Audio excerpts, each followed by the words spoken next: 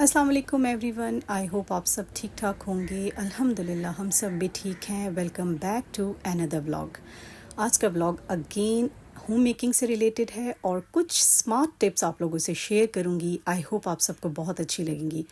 सबसे पहली टिप ये है कि आप जब भी किचन में आते हो ना मॉर्निंग में, तो अपने आप को थोड़ा सा प्रिपेयर कर लिया करें नेक्स्ट लंच या डिनर के लिए। क्योंकि नाश्ता जैसे ही हम लोग करते हैं, हमारी ड्यूटीज़ कभी ख़त्म नहीं होती। ये तो आप सब अच्छी तरह जानते हैं। नाश्ता करने के बाद फ़ौरन टेंशन होती है कि लंच क्या बनाना है या फिर डिनर क्या बनाना है। आजकल तो छुट्टियां हैं, आई थिंक बस 2 वीक्स रह गए हैं, फिर स्कूल खुल जाएंगे और हमें फिर तीनों टाइम की टेंशन रहेगी। तो इस टेंशन से मैं कैसे रिलीफ हासिल करती हूँ, मैं अपने आप को रात से या जब मैं नाश्ता बनाने के लिए आती हूँ उससे पहले मैं सोच लेती हूँ कि मुझे डिनर में क्या करना है। क्योंकि लंच का फ़िलहाल कोई सीन नहीं है, तो डिनर की सिर्फ टेंशन रहती है। आज बहुत ज़्यादा दिल कर रहा था करेला गोश्त बनाने का। और मेरी एक हैबिट है, जब हम लोग ग्रॉसरीज़ करने जाते हैं ना, वीकली वेजिटेबल्स की ग्रॉसरी करने जाते हैं, तो मैं लाजमी उसमें ऐसी वेजिटेबल्स लेके आती हूँ जिनको आप साफ़ सुथरा करके फ्रीज़र में रख सकते हैं और जो जल्दी ख़राब नहीं होती हैं। जैसे कि करेला हो गया, मटर हो गई, पालक वग़ैरह हो गया। तो मैं लाजमी इनको लेके आती हूँ ताकि मेरा टाइम भी सेफ़ रहे, मुझे उकताहट भी ना हो और मैं टोटली स्ट्रेस फ्री रहूँ। बेस्ट होम मेकिंग या बेस्ट जो मैनेजमेंट होती है आपकी, वो यही है कि आप अपने आप को स्ट्रेस से निकाल के काम करें। स्ट्रेस फ्री रहेंगे तो हमारा घर भी बहुत अच्छे से मैनेज रहेगा। स्ट्रेस में रह के काम करने का क्या फ़ायदा।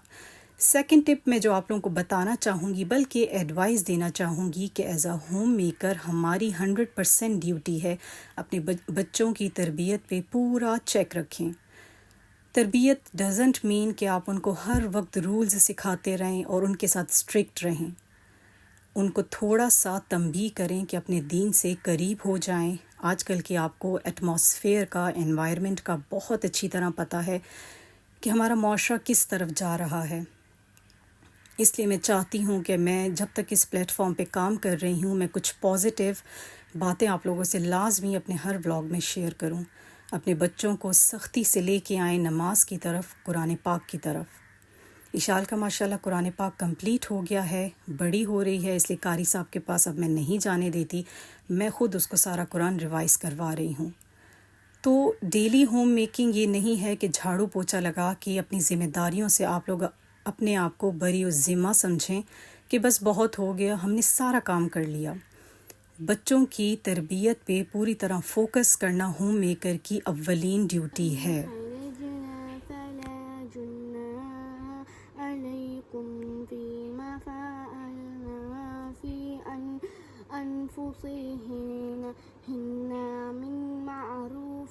जुलाई और अगस्त में कपड़ों को ड्राई करना बहुत ज़्यादा मुश्किल हो जाता है, क्योंकि धूप सही से लगती नहीं है और ट्रॉपिकल कपड़ा जैसे कि बच्चों की शर्ट्स हैं, टाइट्स हैं, फिर स्मेल करने लग जाते हैं। इनको ड्राई करने का आसान तरीका है कि आप इनको हैंग करें, हैंगर्स में डाल के रस्सियों पे या अपने स्टैंड पे ही इनको हैंग कर दिया करें। बहुत अच्छे से हवा का गुज़र होगा और ये वाला स्टफ़ अच्छे से ड्राई हो जाएगा। इसी तरह इनको जैसे हम लोग लॉन के कपड़े डालते हैं ना, डालने से ये ड्राई नहीं होते और स्मेल करना शुरू कर देते हैं। तो ये एक बहुत ही आसान तरीका है ऐसे कपड़ों को जल्दी ड्राई करने के लिए कि आप स्टैंड पे उनको हैंग करके रखें।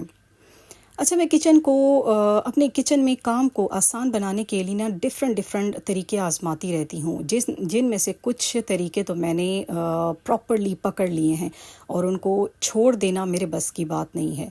जैसे कि पिछले दिनों बहुत सारे लोग मुझे कह रहे थे कि लहसुन और अदरक का पेस्ट बना के मत रखा करें, साइड इफ़ेक्ट आते हैं इससे। बट मुझे कहीं ऐसा पढ़ने को नहीं मिला कि क्या साइड इफ़ेक्ट इसका होगा, क्योंकि मैं उसमें कोई प्रिजर्वर तो ऐड नहीं करती। बस अपना टाइम बचाने के लिए मैं पेस्ट बना के रख लेती हूँ, तो वो बहुत इम्पॉर्टेंट है मेरे लिए। इसी तरह प्याज की कटिंग करके रखना। जैसे मैंने करेला बनाना है और मुझे उसके लिए प्याज चाहिए और करेले में डलती है बहुत सारी प्याज, तो मैं पहले से इसको काट के शीशे के जार्स में सेव करके रख दूँगी ताकि मेरा काम बहुत आसान हो जाए किचन में। तो अगेन मैं कहना चाहूँगी कि आपकी होम मेकिंग आपकी इंटेलिजेंस पे डिपेंड करती है कि आप कैसे इंटेलेक्चुअली अपने टाइम को यूज़ करते हैं, कुछ खुद से टिप्स एंड ट्रिक्स उस पर अप्लाई करते हैं ताकि खुद ही मोटिवेट होकर अपना सारा काम करते रहें। किसी ने बाहर से आके करना थोड़ी है, सारा हमने खुद करना है। और ये प्याज इतने छोटे साइज़ की थी कि अगर मैं इसको कटर से काटती तो मेरी उंगलियां कट जानी थी, इसलिए बैठ के इसको मैंने खुद काटा।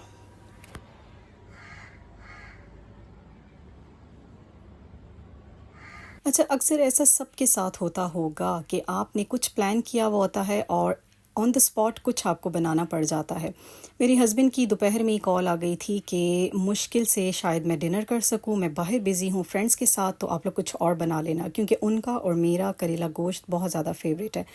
तो बच्चों की तो ईदें हो गई, उनको तो करेला पसंद नहीं है, सो उनकी फ़र्स्ट डिमांड थी कोई अच्छी सी दाल बना दे। मूंग की दाल मैंने बना दी, बड़े टाइम से बनी नहीं थी तो सोचा जल्दी से मूंग की दाल बना देती हूँ। दालें खैर सब ही शौक़ से खाते हैं, स्पेशली माश की दाल एंड मूंग की दाल के तो पराठे इनको बहुत अच्छे लगते हैं। तो बच्चों की तो मौजें हो गई, लेकिन मेरा थोड़ा सा काम बढ़ गया था कि मुझे खैर दाल बनाने में क्या काम बढ़ना था, लेकिन पहले से मैं प्रिपेयर थी करेला गोश्त के लिए और उसको स्किप करना पड़ा था, और यहाँ पे मुझे फिर दाल बनानी थी। दाल भी चढ़ गई थी, अभी दम पे बनती रहेगी। मज़ेदार मसाला मैंने इसका भून लिया था और बस एक्स्ट्रा पानी इसमें नहीं डालना, ये इसी पानी में बन जाएगी। और काम यूं बढ़ गया था कि अब इसके बाद मुझे पराठे बनाने थे बच्चों के लिए। अच्छा जी, अगेन अपने टॉपिक के बारे में बात करते हैं कि पहले से कुछ मसाला वगैरह ग्राइंड करना भी बहुत ज़रूरी होता है, ऑन द स्पॉट करने से बहुत बेहतर है। काली मिर्च पड़ी हुई थी मेरे पास और ग्राइंड नहीं की थी, और उसको ग्राइंड करना था ताकि आसानी रहे। अंडों पे डाल के सब खाते हैं, दाल वगैरह पे डाल के खा लेते हैं, तो ये अच्छे से ग्राइंड नहीं हो रही थी। जो पहली वाली पड़ी थी उसके साथ मिक्स करके मैंने इसको ग्राइंड किया तो बहुत अच्छे से बारीक हो गई थी, क्योंकि जो मैंने ऐड की थी वो थोड़ी सी क्वांटिटी में कम थी, तो ब्लेड से नीचे वो जा रही थी। तो ये छोटी छोटी टिप्स ट्रिक्स हमारे कामों को बहुत आसान बनाती हैं, हमारे जहन को सुकून भी देती हैं। बेशक आप उस वक्त थक रहे होते हैं, थकावट फील कर रहे होते हैं, लेकिन आगे के जो 2 दिन होते हैं, आपका आगे का जो टाइम होता है वो बहुत ही ज़्यादा पुरसकून हो जाता है आपके लिए।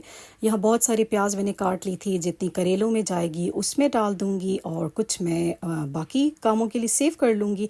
अच्छा, 3 दिन ये आराम से चल जाती है अगर आप इसको शीशे के जार में रखें। अच्छे से वॉश हो गई थी और अब इसको मैं सेव कर दूँगी, और इंशाल्लाह नेक्स्ट मॉर्निंग के लिए मैं बिल्कुल प्रिपेयर हूँ कि करेला गोश्त ही बनना है। अगेन मेरा काम बहुत ज़्यादा ईजी हो जाएगा।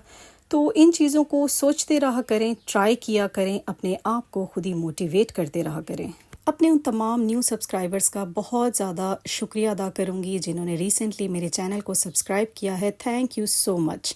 कनेक्टेड रहिएगा हमेशा। व्लॉग्स अच्छे लगें तो लाइक, सब्सक्राइब एंड शेयर ज़रूर कीजिएगा। और यहाँ जी मेरी भी तमाम ड्यूटीज़ ख़त्म हो गई थी, लूँगी आपसे इजाज़त। टेक केयर एंड अल्लाह हाफिज़।